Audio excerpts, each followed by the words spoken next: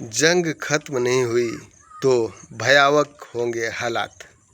Netherlands की धरती से पीएम मोदी ने दुनिया को चेताया। दोस्तों, प्रधानमंत्री नरेंद्र मोदी ने नीदरलैंड के दौरे पर गए हैं।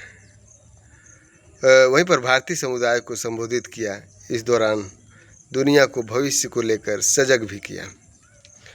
पीएम मोदी ने कहा कि पहले कोविड आया, फिर युद्ध शुरू हो गए और अब आज का एनर्जी क्राइसिस है। ये दशक दुनिया के लिए आपदाओं का दशक बन रहा है। अगर ये स्थितियां तेज़ी से नहीं बदली तो बीते अनेक दशकों की उपलब्धियों पर पानी फिर जाएगा। दुनिया की बहुत बड़ी आबादी फिर से गरीबी के दलदल में चली जाएगी। पीएम मोदी ने कहा कि ऐसी वैश्विक परिस्थितियों में आज दुनिया रिलिजियंट सप्लाई चेन की बात कर रही है, तब भारत और नीदरलैंड मिलकर एक भरोसेमंद, पारदर्शी और भविष्य के लिए तैयार सप्लाई चेन बनाने में जुटे हैं। पीएम मोदी ने कहा कि आज भारत बहुत तेज़ी से बदल रहा है। भारत के लोगों के सपने और उम्मीदें अब बहुत बड़ी हो गई है, इसलिए देश भी तेज़ी से आगे बढ़ रहा है। मोदी ने कहा कि यही सोच देश के लोकतंत्र को और मजबूत बना रहा है। 5 देशों के दौरे पर है पीएम मोदी। दोस्तों, प्रधानमंत्री मोदी 15 मई 2026 को अपने देश पीएम मोदी अपने 5 देशों के दौरे के दूसरे चरण में नीदरलैंड पहुंचे। वहां पर नीदरलैंड के प्रधानमंत्री रोब ओटेन से मुलाकात करेंगे। दोनों देशों के बीच व्यापार, तकनीकी, रक्षा और ग्रीन एनर्जी जैसे मुद्दों पर बातचीत होंगे। नीदरलैंड पहुंचने पर मोदी का एयरपोर्ट पर स्वागत किया गया। उनका स्वागत नीदरलैंड के विदेश मंत्री टॉम ब्रेंडसेन, रियन एडमिरल लुडगर ब्रूमेलार और नीदरलैंड में भारत के राजदूत कुमार तुहिन ने किया। 6 साल पहले नीदरलैंड गए थे पीएम मोदी। यह प्रधानमंत्री मोदी की दूसरी नीदरलैंड यात्रा है। इससे पहले वह 2017 में वहां गए थे।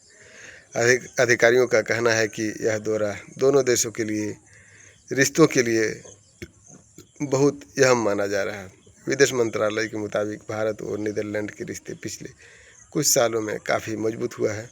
पहले दोनों देश मुख्य रूप से व्यापार, निवेश, पानी, खेती और स्वास्थ्य के क्षेत्र में काम कर रहे थे। अब दोनों देशों के बीच तकनीकी इनोवेशन, सेमीकंडक्टर, रक्षा, सुरक्षा, शिक्षा और रिन्यूएबल एनर्जी जैसे क्षेत्रों में भी सहयोग बढ़ रहा है।